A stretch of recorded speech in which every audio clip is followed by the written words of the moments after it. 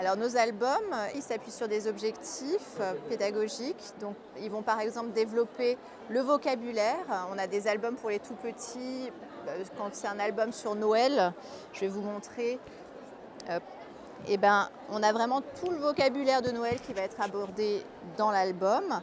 Avec à chaque fois on invite vraiment l'enfant à être acteur puisqu'on lui demande de participer.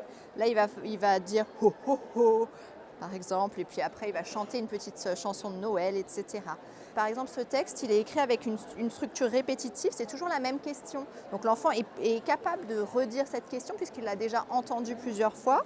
Il va juste changer le mot dans la phrase, qui est le mot traîneau, grâce à l'illustration. Et puis ensuite, il va répondre à la question, toujours en s'aidant des illustrations. Donc ça va l'aider à s'exprimer, ça va l'aider à mémoriser le vocabulaire et ça va le faire vraiment progresser.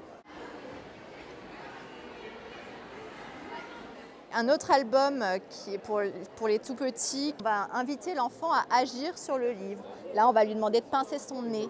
Donc c'est un vocabulaire qui est simple. Vous voyez, pincer, il va pouvoir faire l'action. Et donc il va apprendre plusieurs verbes. Et le nez, c'est la partie du corps. Donc ça fait sens pour l'enfant aussi, puisque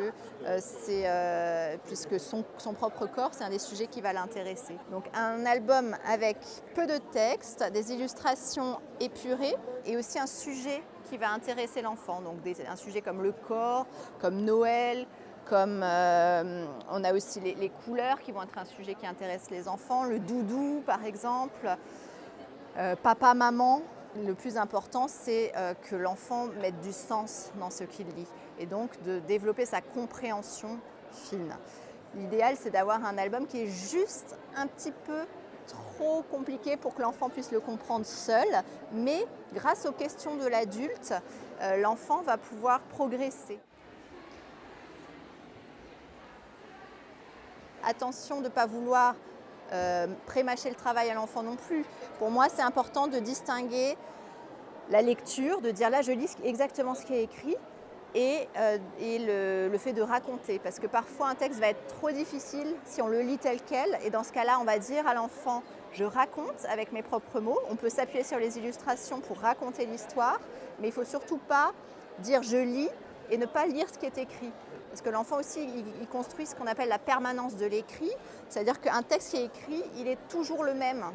Aujourd'hui, demain et dans le futur, il sera toujours le même. Le mieux, c'est d'avoir une conversation après et de revenir sur certains passages pour voir là où il y a des choses qui n'ont peut-être pas été comprises. Et après, ce qui est aussi intéressant, c'est parfois d'inverser les rôles en disant bah voilà, maintenant c'est à toi de me raconter l'histoire. Parce que là, l'enfant va pouvoir s'exprimer et on va pouvoir voir réellement ce qu'il a compris de l'histoire.